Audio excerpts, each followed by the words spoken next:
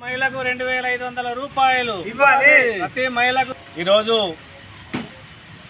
రాష్ట్ర వ్యాప్తంగా కాంగ్రెస్ పార్టీ అధికారంలోకి వచ్చి సంవత్సరం పూర్తయింది. ప్రజలకి ఇచ్చినటువంటి హామీలు ఇంకా అమలు కావట్లేదు. ప్రధానంగా ఈ సంవత్సర కాలంలో ఇచ్చినటువంటి హామీలు ఏవైతే ఉన్నాయో ప్రతి మహిళకు 2500 రూపాయలు ఇస్తానని చెప్పారు. అట్లాగే ప్రతి వ్యవసాయ కార్మికుడికి 12,000 రూపాయలు ఇస్తానని చెప్పడం జరిగింది. దీంతో పాటుగా పేదలుగా ఉన్నటువంటి నిరుపేదలందరికీ కూడా మరి ఇందిరమ్మ ఇండ్లు ఇస్తామని చెప్పడం జరిగింది. ఖాళీగా ఉన్నటువంటి స్థలానికి 5 లక్షల రూపాయలు లోన్ ఇస్తామని చెప్పడం జరిగింది. కానీ ఇప్పటి వరకు వాటిని అమలు అనేటటువంటిది లేదు. ఇచ్చినటువంటి హామీలు సంవత్సరం పూర్తయింది.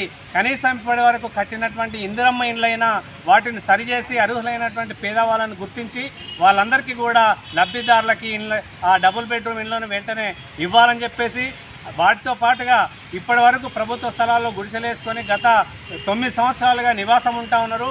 మరి వాళ్ళందరికీ కూడా అక్కడ మౌలిక వసతులు కల్పించాలని రాత్రింబవలు చలికి ఎండకు వానకు తడుస్తూ ఉంటా ఉన్నారు. కానీ అక్కడ ప్రభుత్వం కనీసం అక్కడ మౌలిక సదుపాయాలు కూడా కల్పించడం లేదు.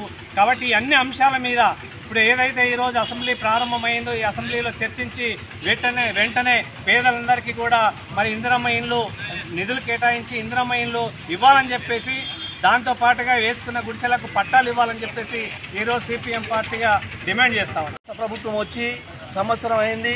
ఆ సంవత్సరం నుంచి మరి ఇప్పుడు ఏదైతే సంవత్సరం అయిందని సంబరాలు జరుపుకుంటున్నారు. మరి మీరు ఇచ్చినటువంటి ఎన్నికల్లో ఇచ్చిన హామీలు ఏ ఒక్కటి కూడా నెరవేరలేదు. ఇలా మహాలక్ష్మి పథకం అని చెప్పిండ్రు.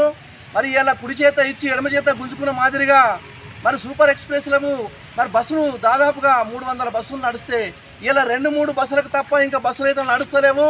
మరి ప్రజలని ఇలా చాట్ల తౌడు పోసి కుక్కలకు కొట్లాడబెట్టిన మాదిరిగా ఇలా కాంగ్రెస్ ప్రభుత్వము ఈ మాదిరిగా చేస్తున్నది. మరి అట్లాగే ప్రతి మహిళకు కూడా 2500 రూపాయలు ఇస్తామని చెప్పారు. ఇప్పటి వరకు కూడా 2500 రూపాయలు ఇంప్లిమెంట్ కాలేదు. అవి ఊసి ఉడక ఎత్తలేదు.